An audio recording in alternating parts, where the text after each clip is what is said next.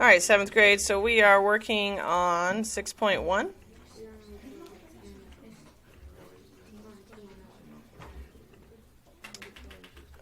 And so you need to be working on your warm-up. Let me check them. All right, as a reminder, graphing the solution of this. So when you're graphing this, you have to solve this for that variable.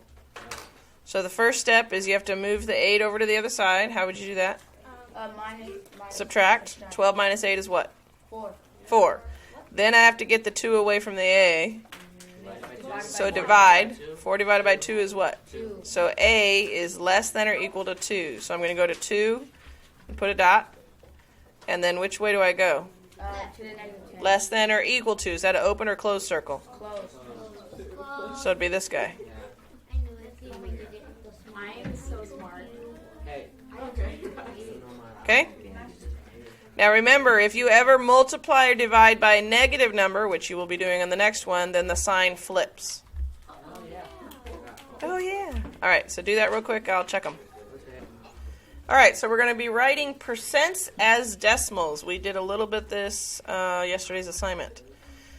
So when you have your percent number, you think of that percent sign as where the decimal imaginarily is.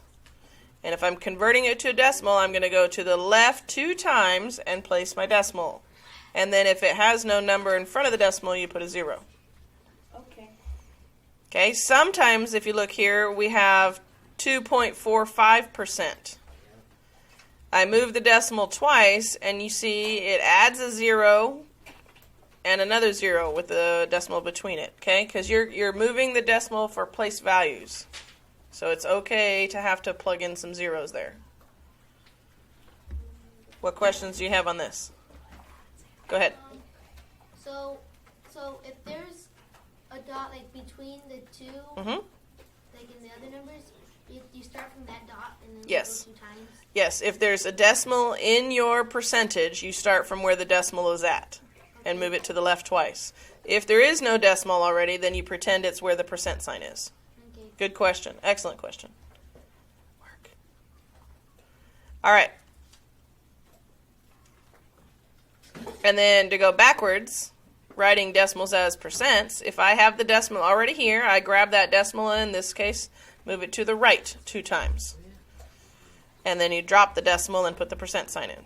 Now, if I have to move it, do you guys remember what the line over a number means? That means that it goes on and goes It on. repeats, yes, over and over again. So in this case, the 2 repeats forever. So if I'm moving the decimal twice, I keep writing my 2's in instead of zeros. So you see my percent becomes 22.2%. Oh. Because that 2 repeats forever. So you need to think of it as 0.2222222, and so on. All right? Okay. All right, let's practice this. Okay. Example 1. Put this in your journals. Please label example 1. Some of you are not writing all the examples. I take off points for that. We're going to write each percent as a decimal or each decimal as a percent. So whatever it is, we're going to convert it to the other one. So this is 61%. Where is my decimal imaginarily right now? Go ahead, Joaquin. Right by the 1. Right to the right of the 1. So we're going to go which direction to make it a decimal? Left. To the left. 1, 2. 1, 2 to the left makes my decimal 0.61. That's so easy. Sketch this in your journal so you remember how to do it. If you want to see what it looks like represented as a model, this is what it looks like. I am not going to require that in your journals. Okay? Each row of this is worth 10, so there's 6 rows and 1. This is 61 out of 100, which is what this decimal is. You don't have to sketch this, I'm just explaining it. All right, let's do B. All right, where is my decimal imaginarily at right now? Elliot? The percent sign. Right where the percent sign is. I'm going to change it to a decimal. Which way am I going? Left. To the left, how many? 2. 2. So I'm going to go decimal 1, 2. So I'm going to plug in a 0 here, right? Yeah. And then I have to have a 0 in front of the decimal. So 0.08. Yeah. If you wanted to see what that looks like as a model, it's 8 out of 100. Oh yeah. You did these in like 3rd and 4th grade, I think. That was so fun. We did. These models. Oh yeah. Oh, those models. Oh yeah. Not percentages, the models. Yeah, yeah. All right. So now for C, we're going to convert it into a percent. So I'm going to go to where the decimal is. Huh? The right. To the right. They already knew the question I was going to ask. To the right twice. 1, 2, 27%. I like it. Easy lessons are good. All right, now this one has a line over the 3. What does that mean that 3 is? Repeating forever. Oh, I forgot to sketch. There we go. Okay, so how many times am I moving the decimal? 3, 2 times. 2 times to the 3. which direction? To the right. So it becomes 33.3%. You always go to 1 decimal place when it's a repeating decimal. And if I were to sketch that, it's 3 and a little bit.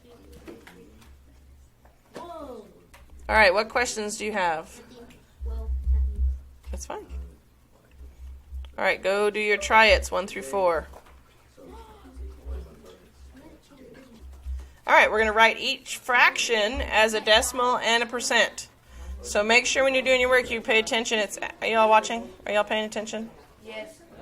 Yeah, you're typing. That doesn't mean you're paying attention. Okay, this instruction is specifically tell you you're writing 2 answers here. You're writing as a decimal and a percent. Okay? So, how do I change this into a decimal? You Say, over 100. no. It's 4 over 5 already. Oh, you're saying convert it to over 100? Yes, you could do that. Or you could take your handy-dandy calculator and find it faster. 0.8. Well, No, it's literally. That doesn't tell me how to do it. You just told me the answer. Oh, I know how. Divide it. Oh, yeah. 4 divided by 5 is what? 2.8. Oh yeah. I knew that. Okay? Or Elliot, as Elliot was saying, make the denominator 100. So you multiply times 20. You get 8 over 100. Reduce that, and you're going to get... Wow, they did this the long way. 0.8. That way is easy for me. Okay, and as a percent, you just move the decimal to the right twice, and you get 80%. I'll have to write this. You do need to write this. Write this down. Okay. Make sure you label it example 2. A. 4 bits. Okay. What? So remember the fraction of the denominator of 100, comma, n over 100 was in percentage. If it's over 100, that's just what it is percentage-wise. So 80 over 100 is 80%. That's what it's telling you. I get it. Okay, let's do B. Has everybody got it? Yes. No. Okay, I'll wait just a second. Oh no, that one is oh no. It doesn't easily convert to 100. No, I'm not using a calculator. Then you're going to do long division. Oh no, I will use a calculator. Either way, it's fine. That's my table, yes? I don't know, I just found it on the floor. Sorry. No, I appreciate you finding it. I think that's from my table. From my chairs. Somebody's going to fall out of a chair. All right, here we go.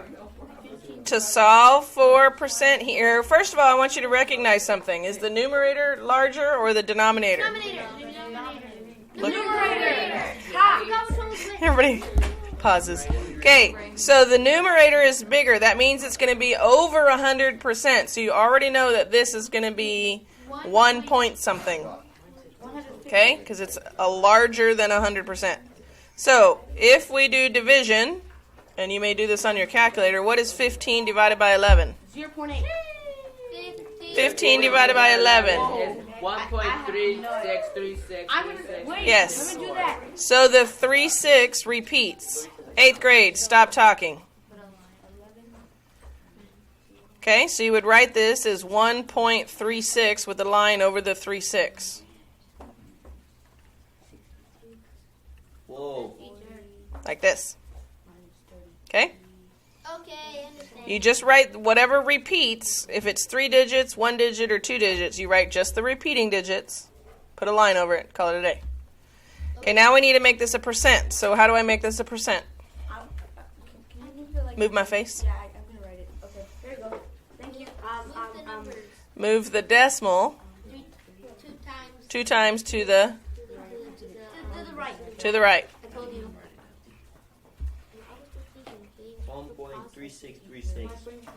Okay, and then you go to 2 decimal places in your percentage. So 1.36, 0.36 with a line over it, percent. Since it's repeating, you just write 36 again and put the decimal in the 2 spaces over. Oh. Oh no. No. Okay. Joel, you're not playing. Okay? Questions? No. All right, go do your next set of triads. Wait, we still didn't do Hold on. the other one. Oh, is that your last example? No. Oh, there's one more example. No living way. All right. We need to do your last example so we can go out. Okay. All right, so we're doing a real-life problem. An ice rink is open December through February. The table shows the attendance each month as a portion of the total attendance. How many times more guests visit that's terrible English. How many times more guests visit the ice rink in the busiest month than in the least busiest month? I can't read the terrible English. Huh? How many times more guests visits? Should be how many more times guests visit. Anyways, semantics. Here we go. So we need to figure out the difference between the busiest month and the least busiest month. How do we know which one is which? You have to make it to like the same thing. We need all of these to be either all percents or all fractions or all decimals. Percentage. So let's do percentage. That's the easiest. How do we make 3/25 a percentage? 0.12. I already got it.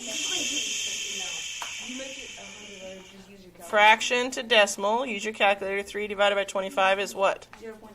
0.12. 0.12. You move it and it goes 12. So January Would be becomes 0.12. How about... Oh, they're putting them all as decimals. Okay, that's fine. How do you change 16% to a decimal? Go left, Joe. To the left twice. Very good. that'll be 0. Okay, so if this is 0.72, hey, I'm having to talk over you. If this is 0.72, this one's 0.12, and this one's 0.16, can you tell which one's the busiest versus the least busy? Yes. Which one is the busiest? 0.7. 72 is the biggest, right? So December's the busiest, which is the least busiest. 0.12. So January. So we need to find how many more times guests visit in December than they do in January. So you're just going to divide the busiest one by the least busy one. So 0.72 divided by 0.12. You can do it on your calculator. It is 6. So the guests visit 6 times more in December than they do in January. That's because everybody goes ice skating during Christmas. All right, any questions on how we did this? You're just converting these 3% all so that they're all the same type so you can compare them. Yes. All right. Make sure you finish your assignment by tomorrow. It's all the way through number 18. Okay?